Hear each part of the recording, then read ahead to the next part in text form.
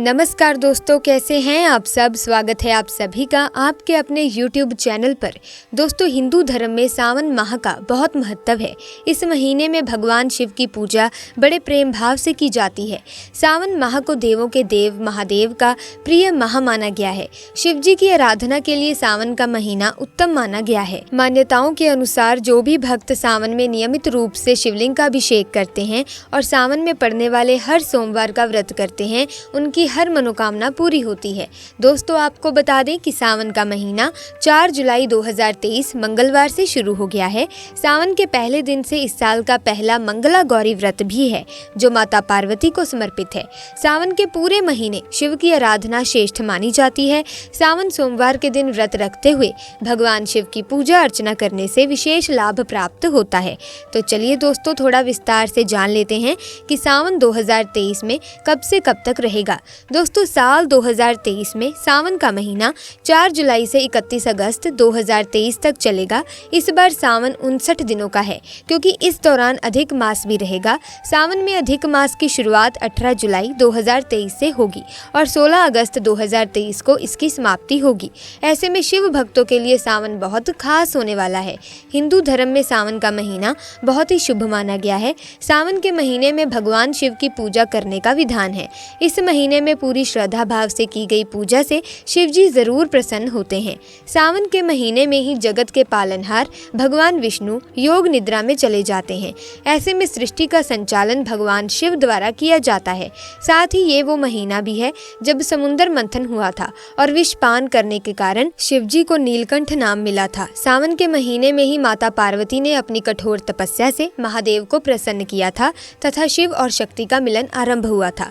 सावन के महीने में ब्रह्म मुहूर्त में उठकर स्नान के बाद स्वच्छ कपड़े पहने शिव मंदिर या घर में शिवलिंग का गंगा जल, गाय के कच्चे दूध या फिर गन्ने के रस से अभिषेक करें। चंदन, अक्षत, फूल, बेलपत्र, शमी के पत्ते, धतूरा, भांग भी भोलेनाथ को अर्पित करें। माता पार्वती पर फूल भी चढ़ाएं। घी का दीपक जलाने के बाद शिव चालीसा का पाठ करें और फिर शाम को इसी विधि से पूजन करें। मान्यता है कि इससे शिव बेहद प्रसन्न होते हैं। दोस्तों, आज की इस वीडियो में हम ये भी जानेंगे कि सावन के महीने में हमें कौन सी सब्जियों का त्याग कर देना चाहिए। अगर हम ऐसा नहीं करेंगे तो ये वैज्ञानिक और धार्मिक दोनों दृष्टि से हमारे लिए अच्छा नहीं होगा। इसीलिए बिना किसी देरी के सबसे पहले यही जान लेते हैं। दोस्तों, सावन का महीना भगवान शिव की भक्ति और माँ पार्वती की शक्ति को समर्पित है। इस महीने में पूजा पाठ से जुड़े नियमों का पालन करने के अलावा खाने पीने में भी कुछ बातों का ध्यान रखना चाहिए। ऐसी मान्यता है कि सावन में साग खाना अशुभ होता है। इसके पीछे धार्मिक कारण भी माना गया है और वैज्ञानिक तर्क भी इसका समर्थन करते हैं। आइए जानते हैं कि सावन में साग खाने को लेकर क्या कहती हैं धार्मिक मान्यताएं और क्या है इसके पीछे के वैज्ञानिक कारण। शास्त्रों के नियमानुसार सावन में साग नहीं खाना चाहिए। ऐसा माना जाता है कि भगवान शिव को प्रकृति से बेहद प्रेम है। ऐसे में साग पात को तोड़कर खाना शुभ नहीं माना जाता। ऐसा करने से शिव जी अप्रसन्न होते हैं। वहीं दूसरी ओर वैज्ञानिक तर्क ये कहता है कि सावन के महीने में साग में पित्त बढ़ाने वाले तत्वों की मात्रा बढ़ जाती है, जो कि पाचन में समस्या पैदा करते हैं। दूसरी तरफ सावन में बारिश अधिक होती है और अधिक बारिश होने पर हरे साग में कीट पत्तों की संख्या बढ़ जाती है। ऐसे में उन्हें खाना अच्छा नहीं माना जाता और सेहत को भारी नुकसान पहुंचा सकता है। इसीलिए सावन में जहां तक हो सके साग नहीं खाना चाहिए। सावन के महीने में भूल कर भी मांसाहार या फिर लहसुन और प्याज का सेवन ना करें। ऐसा माना जाता है कि ये चीजें शरीर में गर्मी पैदा करती हैं और इस वजह से आपका मन विचलित रहता है और आपको गुस्सा ज्यादा आता है, जो कि भगवान शिव की भक्ति में बाधा उत्पन्न करता है। इसीलिए जरूरी है कि सावन के महीने में मांसाहार और लहसुन प्याज से दूर रहें। सावन के महीने में साग के बाद बैंगन भी ऐसी सब्जी है जिसे खाना वर्जित माना गया है। इसका धार्मिक कारण ये है कि बैंगन को शास्त्रों में अशुद्ध कहा गया है। यही वजह है कि कार्तिक महीने में भी कार्तिक मास का व्रत रखने वाले व्यक्ति बैंगन नहीं खाते। वैज्ञानिक कारण ये है कि सावन में बैंगन में कीड़े अधिक लगते हैं। ऐसे में बैंगन का स्वास्थ्य पर बुरा प्रभाव पड़ सकता है। इसीलिए सावन में बैंगन खाने की मनाही होती है। इसी के साथ दोस्तों, कुछ और ऐसी चीजें हैं जिनसे हमें परहेज करना चाहिए। सावन माह में मांसाहार यानी नॉनवेज खाने से बचना चाहिए। नॉनवेज खाना बनाने के लिए जीव हत्या की जाती है। जीव हत्या पाप है। मांसाहार को छोड़कर इस पाप से बचें, क्योंकि दोस्तों इससे आपको कभी भी भोलेनाथ की कृपा प्राप्त नहीं होगी। आपके जीवन जीवन में कष्ट आने शुरू हो जाएंगे। दोस्तों इसी के साथ देर तक सोना भी नहीं चाहिए। पूजा के लिए सुबह सुबह का समय सबसे अच्छा रहता है।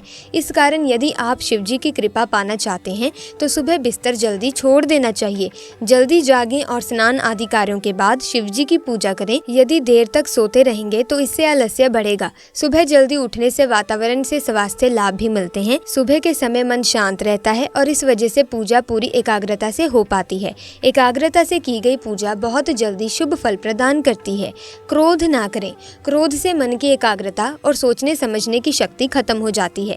इस आवेश में लिए गए फैसले भी अधिकतर नुकसानदायक ही होते हैं। ये एक बुराई है और इससे बचना चाहिए। शिव जी की कृपा पाने के लिए खुद को शांत रखना बहुत जरूरी है। क्रोध से मन अशांत हो जाता है और ऐसे में पूजा नहीं की जा सकती। इन लोगों का अपमान ना करें। सावन माह में इस बात का ध्यान रखें कि बुजुर्ग व्यक्ति, गुरु, भाई बहन, जीवन साथी, माता पिता, मित्र और ज्ञानी लोगों का अपमान ना करें। शिव जी के माह में इस बात का पालन करना जरूरी होता है, अन्यथा शिव जी की कृपा प्राप्त नहीं हो पाती। शिव जी ऐसे लोगों से प्रसन्न नहीं होते दोस्तों जो यहाँ बताए गए लोगों का अपमान करते हैं। ये सभी लोग हर स्थिति से सम्मान के पात्र हैं। हमेशा इनका सम्मान करें। बुरे विचारों से बचें। सावन माह में किसी भी प्रकार के बुरे विचार से बचना चाहिए। बुरे विचार जैसे दूसरों को नुकसान पहुंचाने के लिए योजना बनाना, अधार्मिक काम करने के लिए सोचना, स्त्रियों के लिए गलत सोचना आदि, इस प्रकार के विचारों से बचना चाहिए, अन्यथा शिव जी की पूजा में मन नहीं लग पाएगा। मन बेकार की बातों में ही उलझा रहेगा। शास्त्रों में स्त्रियों के लिए गलत बातें सोचना महापाप बताया गया है। सावन माह में अच्छे साहित्य या धर्म संबंधी किताबों का अध्ययन करना चाहिए। इससे बुरे विचार दूर हो सकते हैं। पति पत्नी ध्यान रखें ये बातें।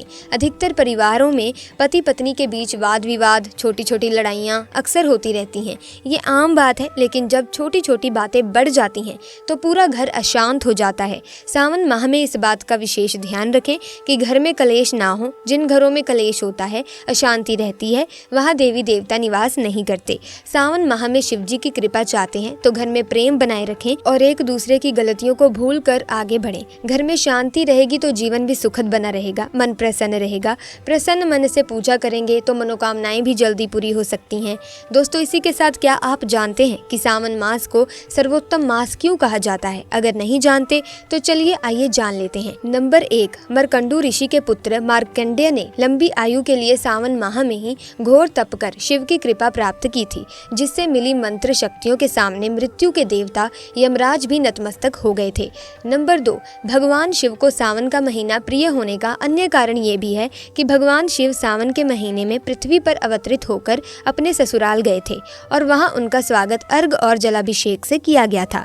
माना जाता है कि प्रत्येक वर्ष सावन माह में भगवान शिव अपने ससुराल आते हैं।